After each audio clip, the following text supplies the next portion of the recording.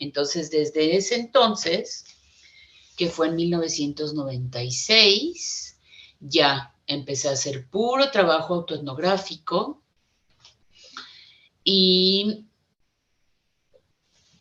varios años después, en el 2014, publiqué un libro que se llama Atrapada en Provincia, así tal cual. Así tal cual lo he leído también, Atrapada en Provincia.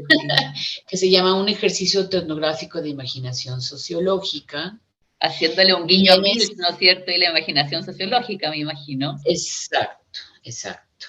Entonces ahí hice una mezcla de lo que había hecho con teoría fundamentada, entrevistando a migrantes, con mi propia experiencia, y luego al final lo mezclé con la experiencia de otras personas. Y por último hice una reflexión que se llama Una trayectoria paralela, en torno precisamente a la teoría y la metodología.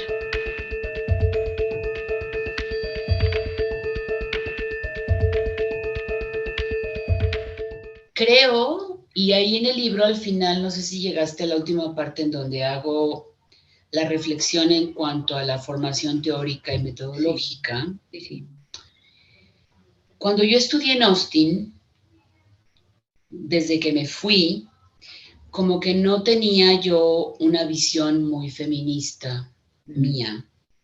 Y en el libro lo comento. Tengo 5 hermanas, mis 5 hermanas se casaron, tuvieron hijos, medio trabajaron en lo que pudieron, adoptaron el apellido del marido, y para mí eso era ser mujer, o lo que era mi mamá, ¿no? Una ama de casa también muy trabajadora, muy liberal, pensando en las mujeres que me encontré en Aguascalientes, o sea, mujeres más jóvenes que yo ni siquiera se han planteado lo que mi mamá ya vivió, ¿no? Y mi mamá ahorita tiene 92 años, pero no lo tenía yo claro, ¿no? Como que yo sentía que las mujeres eran ellas y como que yo había seguido un camino como muy masculino. Me fui sola, conseguí una beca, viví sola, claro. Y en un mundo pues muy patriarcal, ¿no? Las universidades y las gringas, bueno.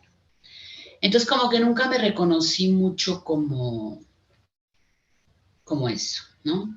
Después, estando en el doctorado, pensé en tomar una materia sobre feminismo, porque era un doctorado muy escolarizado, y en una de mis materias optativas lo pensé, pero la profe era una gringa blanca, clase media típica, y la primera clase dijo que las mujeres como ella, blancas, clase media, estadounidenses, americanas, como se dicen ellos todavía, tenían el compromiso de enseñarnos a las mujeres de América Latina a liberarnos del yugo masculino. Y esa fue la única clase a la que fui. Me di de baja y ya, hasta ahí llegué, ¿no? Y cuando presenté mis exámenes comprensivos, allá tenía que elegir un área de conocimiento y presentar exámenes globales, y una de mis áreas fue familia. Y entonces estudié textos sobre familia y cosas, pues, cómo había cambiado la familia, muy enfocados a cuál había sido el proceso de las familias en Estados Unidos, sobre todo, pero pues cosas muy sociológicas, ¿no? Como por ejemplo, que las mujeres en las sociedades tradicionales, el estatus de las mujeres está definido en función del marido, ¿no? Yo decía, pues en esas sociedades tradicionales de quién sabe dónde, porque además yo era de una ciudad mucho más grande, había vivido mucho en el ámbito universitario, ¿no? Había decidido no tener una relación que pude haber tenido, rompí una relación así, en donde hubiera sido la señora de y me hubiera casado con y tal. Entonces dije, bueno, pues esas cosas del pasado, ¿no? Cuando llegué a Aguascalientes, pues se me impuso el pasado, ¿no? Claro. Porque es una ciudad pequeña, muy conservadora, muy católica, muy homogénea, y se esperaba de mí que yo respondiera a esos mandatos, patrón, claro. Que yo ni me lo sabía, ¿no?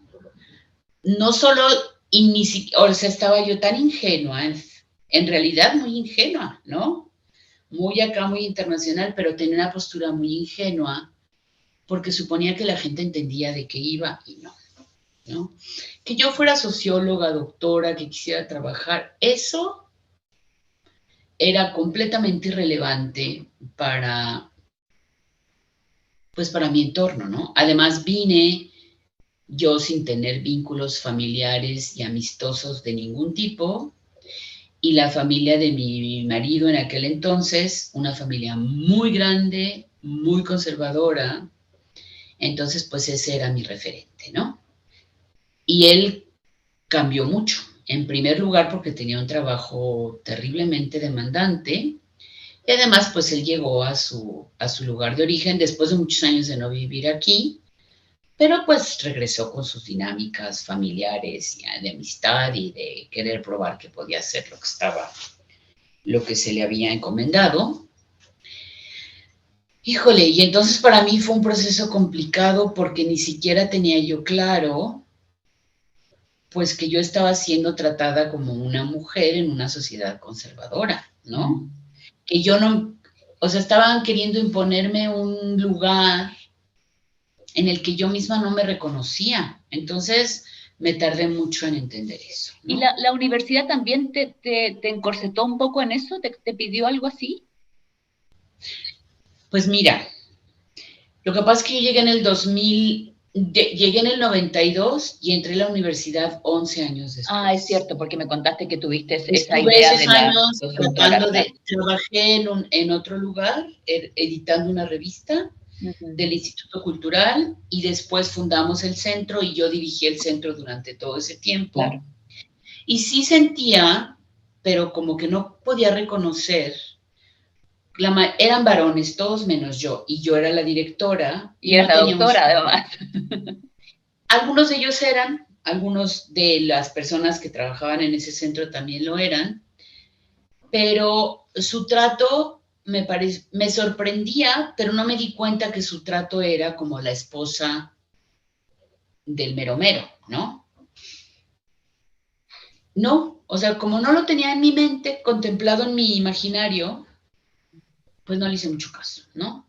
Hasta que empecé a trabajar mi autoetnografía, dije, qué bárbara. Pero ni cuenta me di. De hecho, las entrevistas que hice a personas que venían de otras partes de México, ni siquiera al principio me di cuenta que sus trayectorias eran bien diferentes, si eran hombres o eran mujeres, ¿no? Entonces, poco a poco fui dándome cuenta de que tenía el proceso de, pues, tan tortuoso de vivir aquí, tenía mucho que ver con que era yo mujer, ¿no? Y creo que, pues creo que tuve que escribir la autoetnografía para darme cuenta de eso y para tener una visión más desde el feminismo, pero de todos modos no conozco la literatura, nunca he estudiado feminismo. Sí, bueno, me topo con eso, tengo alumnas que lo trabajan, estoy dirigiendo una tesis de una estudiante feminista, sí, feminista, y bueno, poco a poco me he ido formando, pero realmente nunca ha sido un área de estudio particular, ¿no?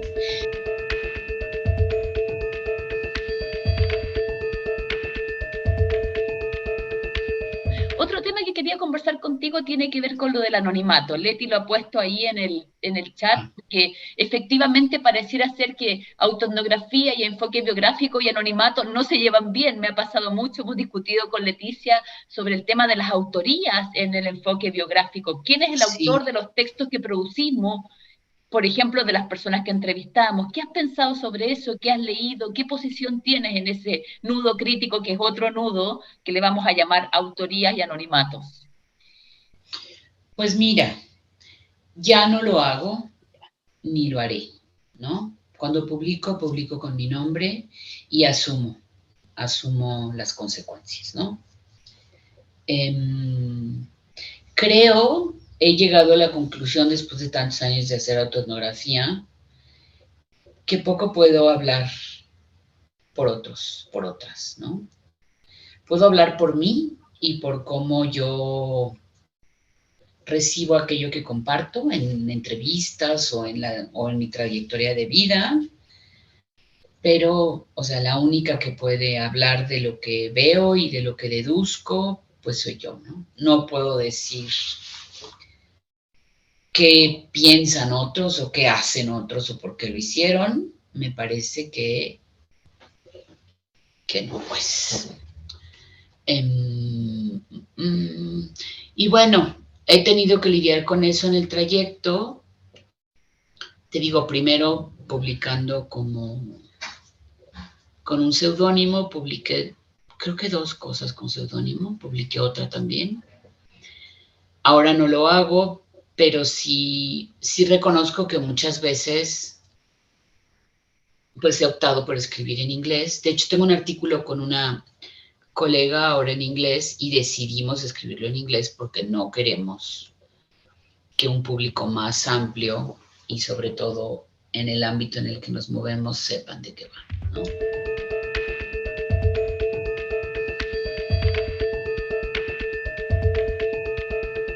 Mi pregunta tenía que ver sobre todo con cuál fue la recepción de la perspectiva autoetnográfica en tu universidad, cuando si pudiste de alguna manera, digamos, introducirla, y cuál fue la recepción, digamos, de la perspectiva, y en qué contexto, en qué periodo, ¿no? Porque también, digamos, eso explica un poco, o nos ayuda a comprender un poco la difusión de la etnografía, la recepción, las resistencias, ¿no? Y todas estas cuestiones que tienen que ver con esta mirada particular sobre lo biográfico.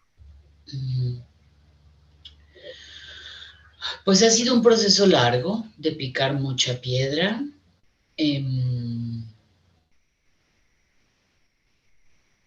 Pues desde hacer este libro y publicarlo,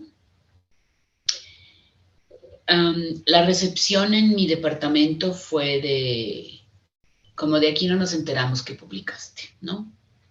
Se los regalé, les pregunté qué opinaban y fue un vacío, ¿no? Como que no tenían tiempo de leerlo, no lo habían leído. Entonces mucho así como de dejar ese vacío, ¿no? Entonces la estrategia fue como formar estudiantes, ¿no? Entonces di clases a nivel licenciatura, he dado muchas clases, seminarios a nivel de maestría y doctorado, ahora este ejercicio que hice con Elda Monetti en América Latina, y formar estudiantes, tanto de licenciatura como de maestría y de doctorado, que trabajen con la metodología. Entonces, pues ha sido un proceso largo, ha tenido buenos frutos, y creo que a pesar de la cerrazón de las personas de mi departamento, e inclusive de la maestría y el doctorado, como que las y los estudiantes han recibido muy bien la metodología, han trabajado con ella, han aprendido, han hecho cosas muy bonitas con ella. Entonces, así muy despacito hemos ido como tejiendo, ¿no? Tejiendo redes.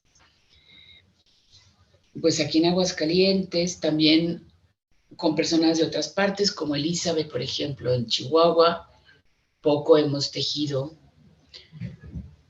entre nosotras, poco. También poco con personas de la Ciudad de México que trabajan con autoetnografía o con métodos autobiográficos como, que seguramente la conoces, Mercedes Blanco, que es...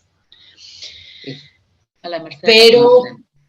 Sí, pero mucho más con estudiantes y con la proyección que han tenido, ¿no? Y cómo se han ido convenciendo del proceso. De hecho, ahorita, ayer entrevisté a una candidata para entrar al doctorado y cuando vino a preguntar, dijo que quería usar autoetnografía y el coordinador le dijo que esa metodología, como que no. Y ella le dijo que precisamente por eso lo quería hacer, porque quería utilizar la autoetnografía. Y es una chica muy brillante, con muchas maestrías, y muy puesta, ¿no? Entonces, pues más bien por ahí ha sido que hemos ido construyendo, ¿no?